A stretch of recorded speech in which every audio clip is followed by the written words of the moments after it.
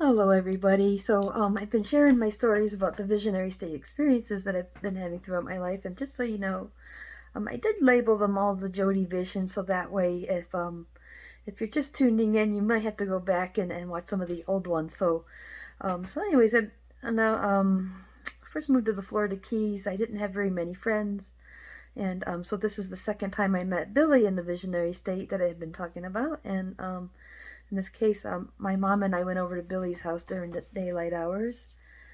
The last time we went over there, it was nighttime, actually. That's why I mentioned that daylight, because this time when my mom took me over there, she decided to go inside to visit with Rosie and talk about grown up stuff while I play outside with Billy. And so I went over and sat down on this pile of 2x4s and was just sitting there going, man, what are we going to do? I'm bored. And because Billy's like, I know, how would you like to go on a spaceship ride?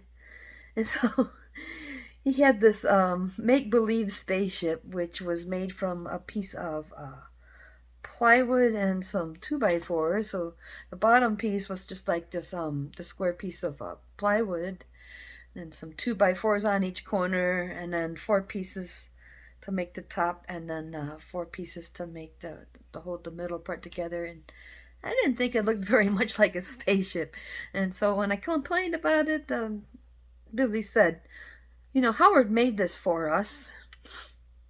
So I had a feeling that maybe Rosie and Howard were entertaining Billy a little bit by playing along with his make believe stuff, you know, and so anyways, I got in there with him, and I'm just thinking, okay, so now me and Billy are playing make believe, and so he went on to explain that, you know, Rosie and Howard aren't my real parents. These are just my guardian parents while I'm here visiting, you see, because I got here by a form of time travel in order to meet you, because someday we're supposed to be married and playing in a band together. And so then he asked me, Jody, do you love me? And I was like, well, yeah. And he said, Jody, will you marry me? And I said, yeah. Then he wanted me to hug him. And so I froze because I just thought that was just too yucky. I mean, next thing you know, he's probably going to want to kiss me. But then he said, Jody, you have to do this for me. And I was like, okay, fine. So I went up and I put my arms around him, and then he put his arms around me, and we just did a really light hug. It kind of seemed like maybe somebody told him he needs to do this, you know, like maybe he didn't want to do it either. But by doing that, I kind of got an idea what Billy was like. And the funny thing is, we're in the visionary state, but this is very real. Me putting my arms around this kid, and and I could feel how skinny he was. He wasn't unhealthy skinny. He was just a slender kid, and he was taller than me, and like his chin's like up to here, just here I am hugging this person, and thankfully he let me go without any, spit-filled kisses, and because that's the thing is I knew all about that because my parents are like, come here, Jody, let me give you a kiss, and it's like, and I'm just going away like, ah. So I was like really happy I got out of this with no spit-filled kisses, and then so anyways, Billy then he seemed pretty serious now, and I was just like, Jody, I need you to remember who I am, or you may never see me again. So I took a good look at Billy, and tried to see if I could memorize his face, like look at his eyebrows and his eyes and everything. And I noticed Billy had a nice little beauty mark right here, so that would be on his left cheek. And I do believe in real life, Billy does have a very nice beauty mark right there. Pretty green eyes. He has like this mixed blonde hair where it's like the dark roots that match the darker eyebrows, and then the lighter hair looks like it's been sun bleached maybe, and his hair gets kind of curly in the back. So Billy had on like a light yellow polo shirt with a few colored lines on it, and then he had these ugly tan corduroy knickers. So it just looked like maybe his parents are poor too, because my parents shopped at the Goodwill and bought me ugly clothing, and I thought he'd had some pretty ugly clothing as well. So maybe we're in the same uh, class.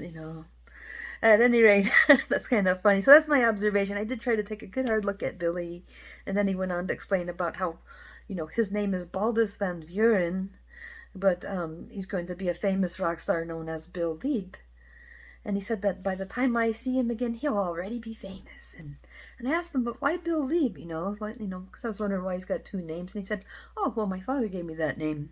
And then he explained to me that Frontline Assembly would be an electronic band, and it's the kind of music that my dad likes to listen to. So I do clearly remember that, you guys. Frontline Assembly, Bill, all this in 1992.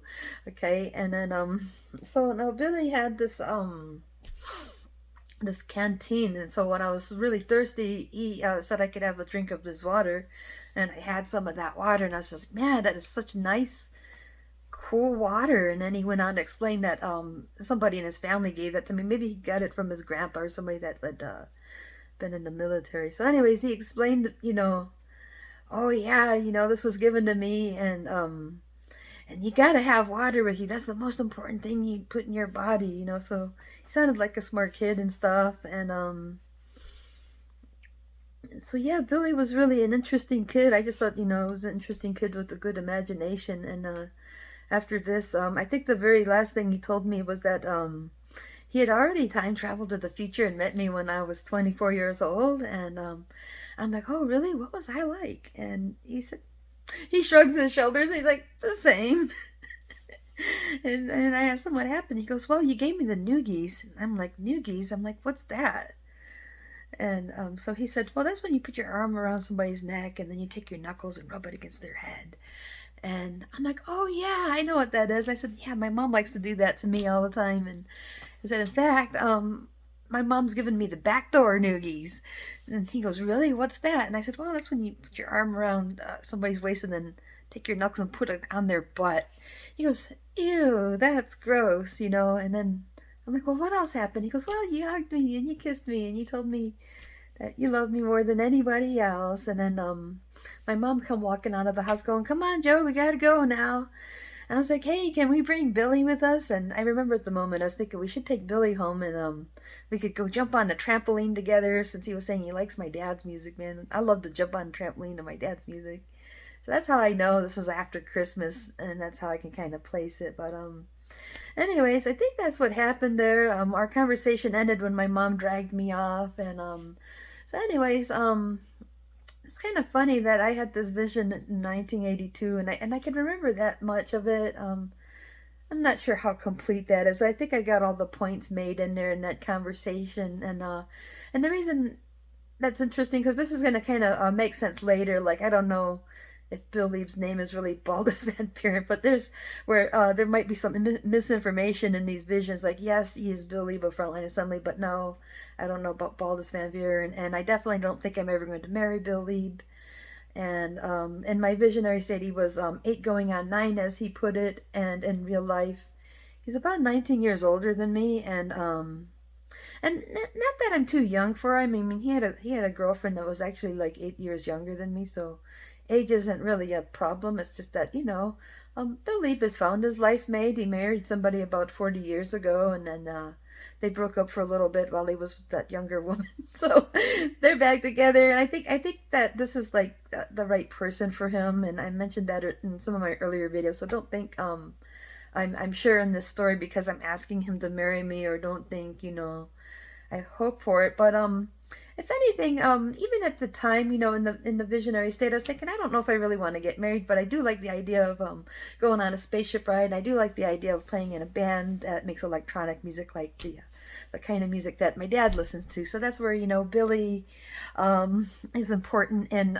helping me to remember what I used to care about such a long time ago. So that's why I think, well, at best, like, maybe I'll never see him ever again, and definitely, I hope that maybe me and him will stay in friends, or chat, or or do some fun together. But I think Bill Lieb is married to his this long life friend that and they'll probably be married for the rest of their life. So I really appreciate having met them, and I'm really happy for them if they're back together, because that's yeah, I think that whole stuff is tricky stuff. I think marriage seems to be very important to Bill, and that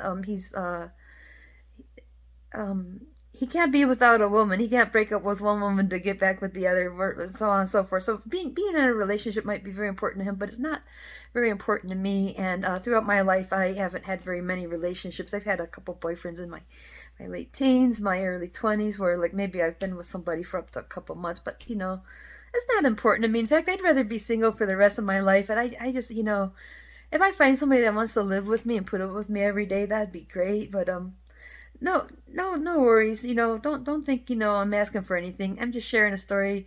This is what happened to me growing up. So I hope you're enjoying this, and I'll tell you more later. So hang in there. Take care. Bye bye now.